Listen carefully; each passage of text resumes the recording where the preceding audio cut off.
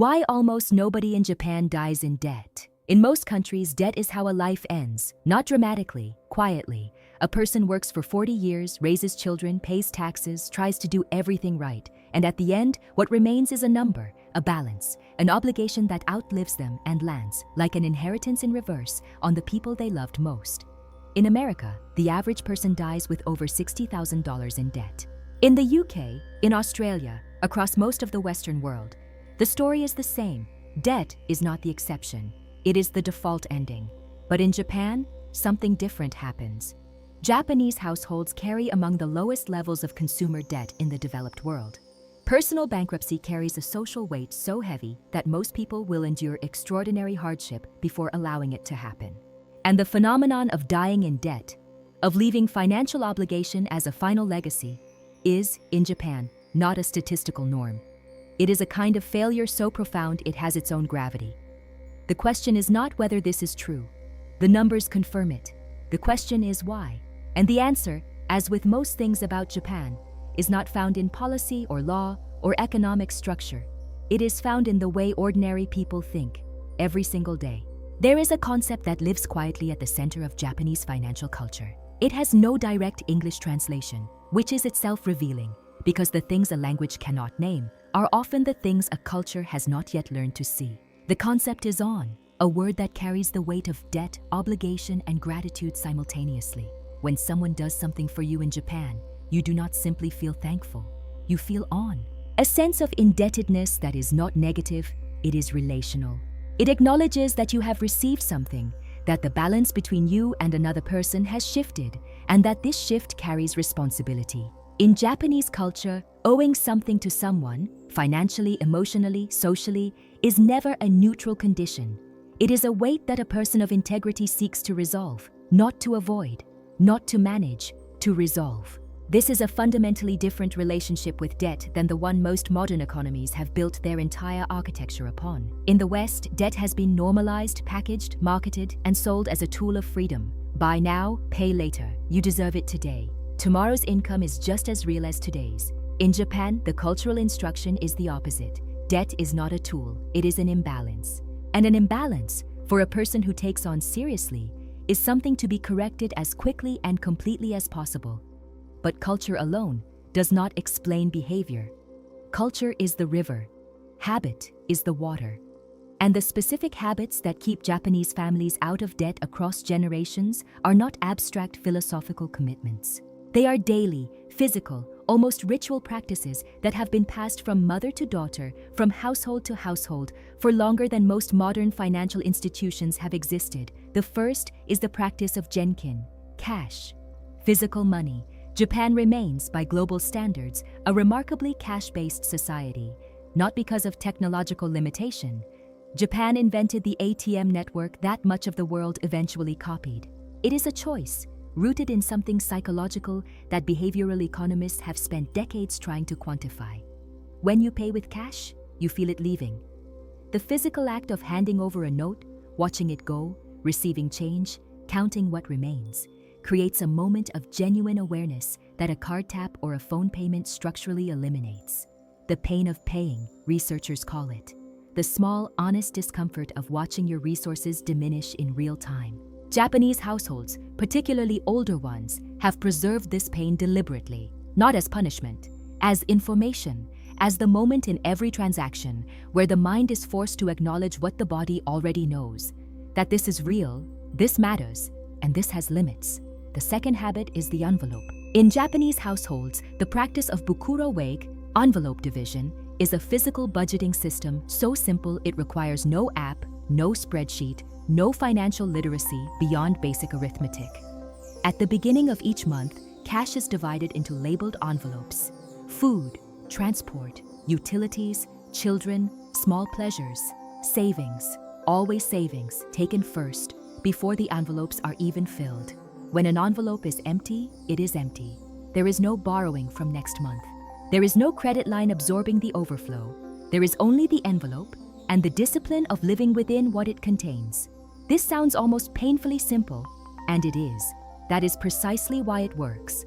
The human mind is extraordinarily good at ignoring abstract numbers. A bank balance is a number on a screen, theoretical, distant, easy to rationalize away. An empty envelope is a physical fact.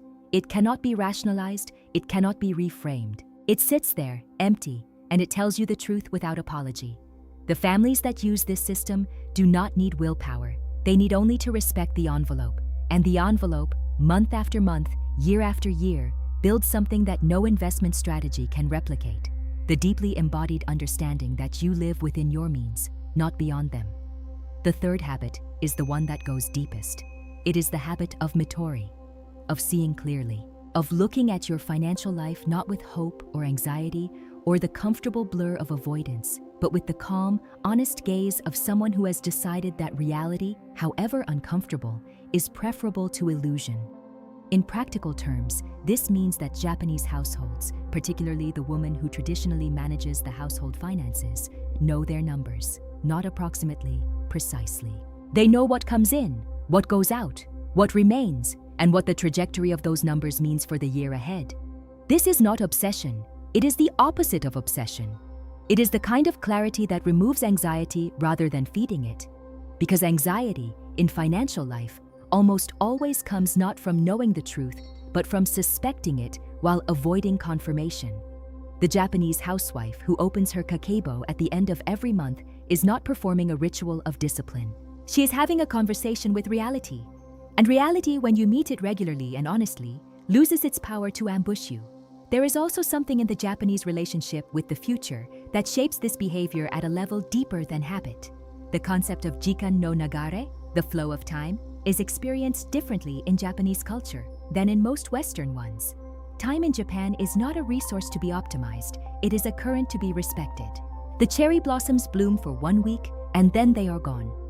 The seasons arrive and depart with a precision that the Japanese have always treated as a kind of instruction.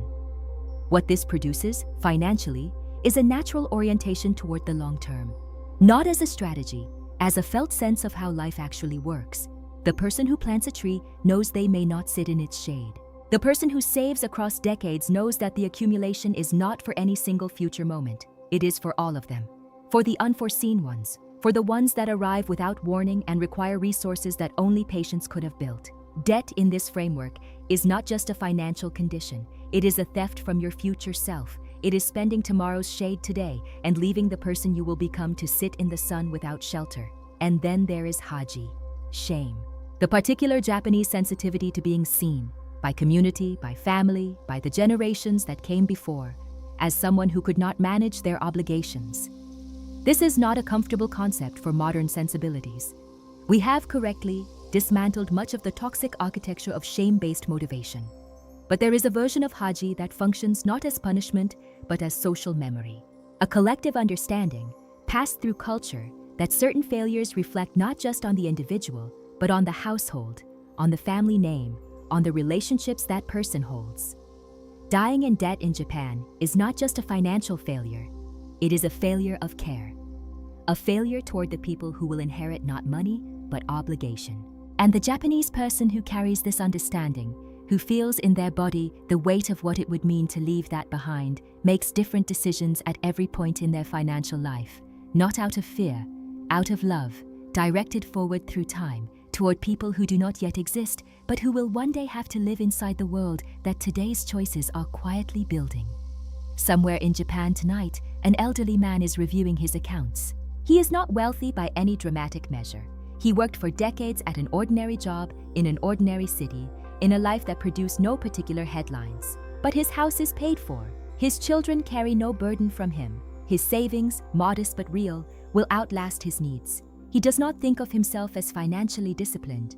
He does not think of himself as having followed a system or a philosophy or a method. He simply did what his parents did, and their parents before them. He paid what he owed. He lived within what he had. He treated the future, his own future, his children's future, as something worth protecting even when protection required discomfort in the present. He kept the envelopes filled in the right order. He paid cash when he could. He opened his notebook at the end of every month and looked honestly at where he stood. And he never, at any point in his life, borrowed from tomorrow to pay for today. This is not a secret. It is not a hidden system or an ancient code. It is something far simpler and far harder. It is the daily practice of treating your future self as someone worth protecting, of understanding that debt is not just a number, it is a promise made to tomorrow that today may not be able to keep, and of living quietly and without drama, in a way that means the last thing you leave behind is not an obligation, but a foundation.